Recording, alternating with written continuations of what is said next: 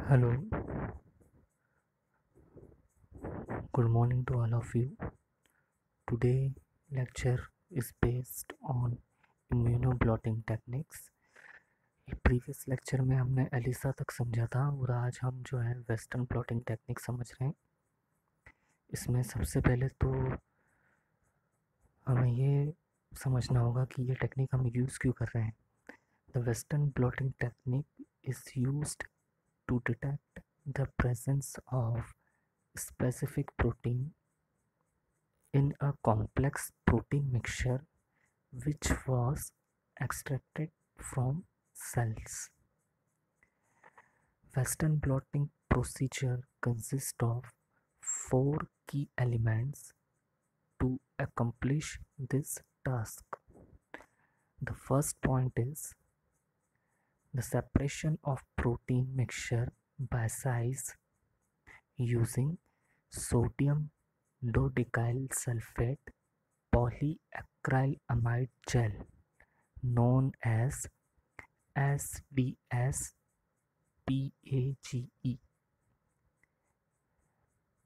This type of gel is used in electrophoresis method. Second point is the proteins in the gel are transferred to solid support. It will be either nylon or nitrocellulose membrane by using electric current. The transferred protein is detected using primary antibody and then radio-labeled enzyme coated secondary antibody. Once detected, the target protein position will be visualized by means of an ELISA reaction. इसका मतलब western blotting technique में हम लोग एक protein mixture में से specific protein को detect करते हैं, ब्लॉट करते हैं। इस प्रोसेस को अप्लाई करने के लिए चार चीज़ें ज़रूरी है।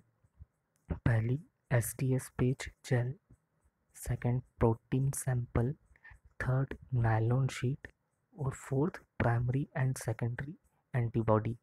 सेकेंडरी एंटीबॉडी जो है वो एंजाइम से कोटेड होगी। ठीक है, अब इस प्रोसीजर को आप अच्छे से थोड़ा समझें। समझ लो हमारे पास एक प्रोटीन सैंपल है जिसमें बहुत सारे प्रोटीन प्रेजेंट है अलग अलग अमाउंट में। उसको सेपरेट करना, और सेपरेट कैसे करेंगे हम लोग, उसको सेपरेट करने के लिए हम लोग एसटीएस पेज का यूज़ करेंगे। एसटीएस पेज एक जेल है, इसमें हमको प्रोटीन सैंपल को मिक्स करना है। इस एसटीएस पेज जेल का क्या रोल होगा, ये प्रोटीन मिक्सचर में प्रोटीन को सेपरेट करेगा उनके मॉलिक्यूलर वेट के हिसाब से। इलेक्ट्रोफोरेसिस मेथड अप्लाई होगी।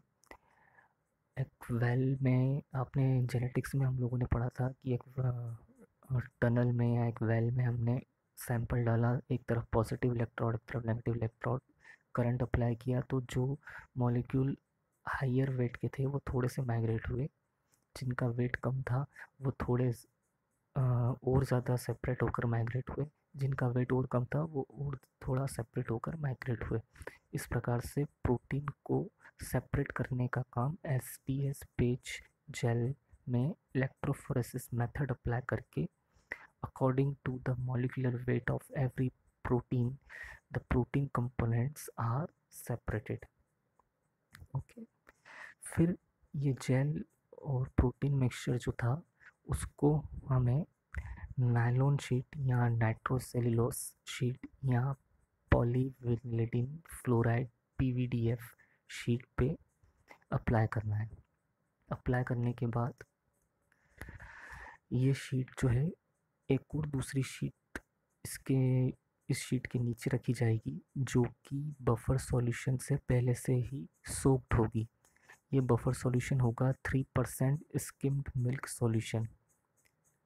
ठीक है, दो तरह की नायलॉन शीट यूज़ होगी। पहली वाली नायलॉन शीट पर हम ये प्रोटीन और जेल का मिक्सचर अप्लाइड करेंगे और उस नायलॉन शीट के नीचे एक और दूसरी नायलॉन शीट हम रखेंगे जो कि पहले से बफर सॉल्यूशन में सोक्ड है। उसके बाद हम ऐड करेंगे प्राइमरी एंटीबॉडी। किस पर? उस सेकंड शीट पर, ताकि जो प्रोटीन हमें डिटेक्ट करना है वो प्रोटीन उस प्राइमरी एंटीबॉडी के इक्विवेलेंट फॉर्म में हो। फिर हम ऐड करेंगे सेकेंडरी एंटीबॉडी जो कि एंजाइम से कोट होगी। वो एंजाइम या तो अल्कलाइन फॉस्फेटेस होगा या तो फिर हम उसकी जगह हॉर्स रेडिश पेरोक्सिडेज यूज़ करेंगे। ठीक है। उसके बाद होगा क्या, एक मेथड इलेक्ट्रिक करंट पास करने की जो हम लोगों ने समझी थी, इलेक्ट्रोफोरेसिस, वो फिर से थोड़ा एक बार अप्लाई होगी।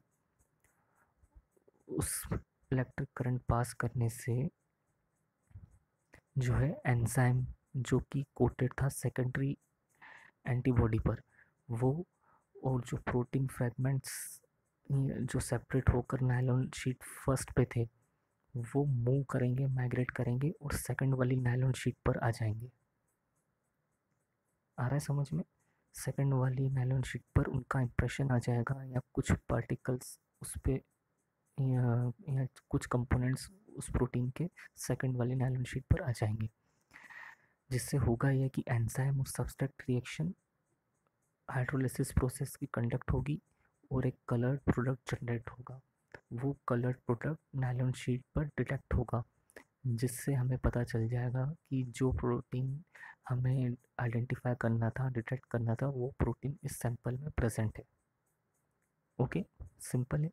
इसका डिटेल प्रोसीजर मैं आपको पिक्स में इसी ग्रुप में अभी सेंड करूँगा। आप उसको और अच्छे से पढ़ना, आपको और इंटरेस्टिंग लगेगा टॉपिक। वेस्टर्न ब्लॉटिंग में हम लोग क्या कर रहे हैं, प्रोटीन को डिटेक्ट कर रहे हैं, मिक्सचर ऑफ प्रोटीन जो एक सैंपल में प्रेजेंट, उसमें से किसी पर्टिकुलर स्पेसिफिक प्रोटीन को हम डिटेक्ट करने की कोशिश कर रहे हैं। इसमें 4 चीज़ें यूज़ हो रही है, STS batch gel, protein sample, nylon sheet, primary and secondary antibody. Secondary antibody जो कि एंजाइम से कोटेड है।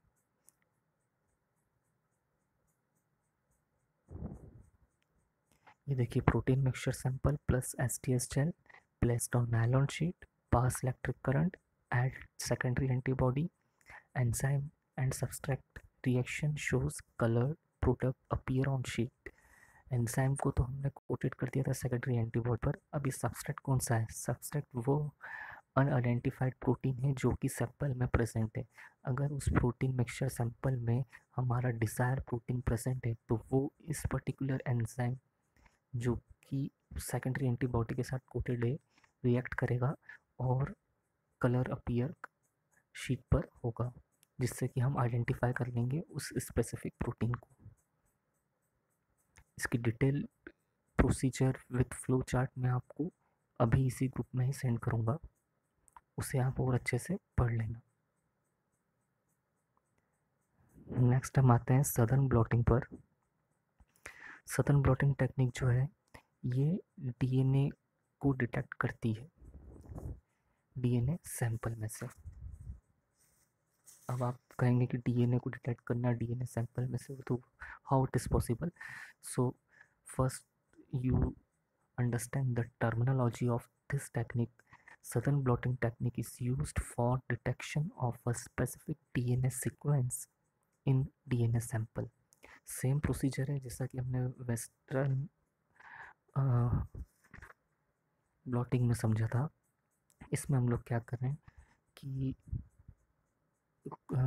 डीएनए सैंपल है हमारे पास, उसमें बहुत सारे अलग अलग डीएनए सैंपल हैं और उसको हम लोग क्या करेंगे, रेस्ट्रिक्शन एंजाइम अप्लाई करके छोटे छोटे फ्रेगमेंट्स में कट करेंगे।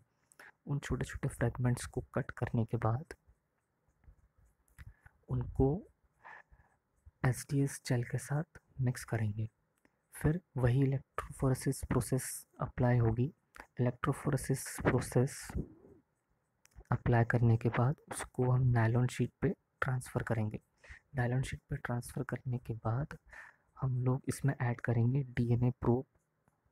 अब ये डीएनए प्रोब क्या है? In this method, DNA probe, that is, it is a complementary to the desired DNA whom we are detecting.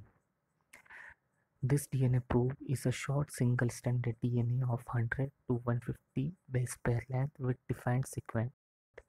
This DNA probe are labeled with markers so that they can detect easily.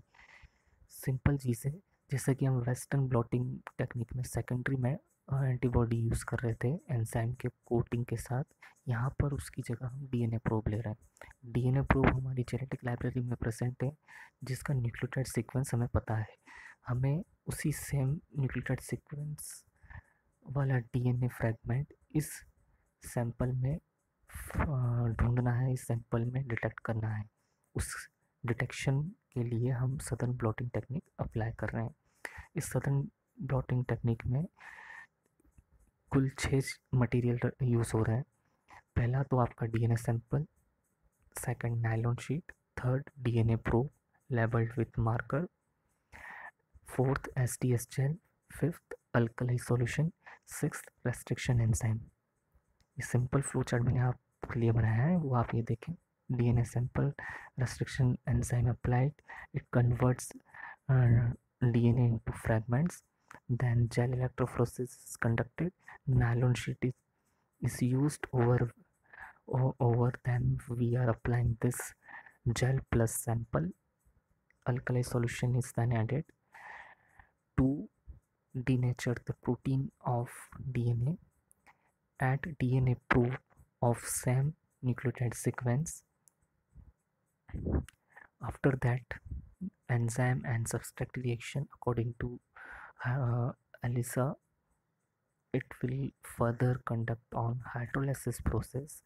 Then colored appeared on nylon sheet which was visually detected. इस southern blotting technique में एक principal है hybridisation method का। Hybridisation method में क्या होगा कि आप समझे इसका पहले basic procedure. The basic procedure of this method is hybridization. Hybridization is a process of base pairing between complementary single-stranded polynucleotides from two different sources under appropriate condition of temperature and ionic strength. It is a process of forming double-stranded DNA molecule between DNA probe and a target DNA, both of which are single stranded. समझे इस चीज़ को। DNA probe जो हमारे पास है nucleotide specific DNA sequence, nucleotide sequence वाला, और target DNA जो हमें आइडेंटिफाई करना है उसकी भी सेम न्यूक्लियोटाइड सीक्वेंस अगर होगी तो वो डीएनए प्रोब और टारगेट डीएनए के बीच में दोनों अपनी अपनी एक एक सिंगल स्ट्रैंड डीएनए स्ट्रैंड तैयार करेंगे। इस डीएनए प्रोब और टारगेट डीएनए के बीच में जो दो अलग अलग तरह से सिंगल स्ट्रैंडेड डीएनए तैयार होगा, इन दोनों का न्यूक्लियोटाइड सीक्वेंस सेम होगा, जिसकी वजह से हमें एक नया double stranded complementary DNA formed मिलेगा, या उस डबल स्ट्रैंडेड कॉम्प्लीमेंट्री डीएनए का फॉर्मेशन होगा which was having the same nucleotide sequence whom we are identified or whom we are want to detect। ठीक है, सिंपल है। इसको आप जो पिक्स में भेज रहा हूँ उसकी स्टेप वाइज प्रोसीजर वाइज समझने की कोशिश करना।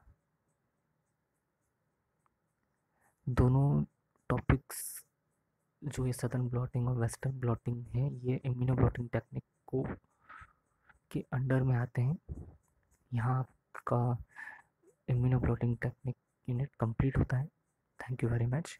Have all the luck for your exams.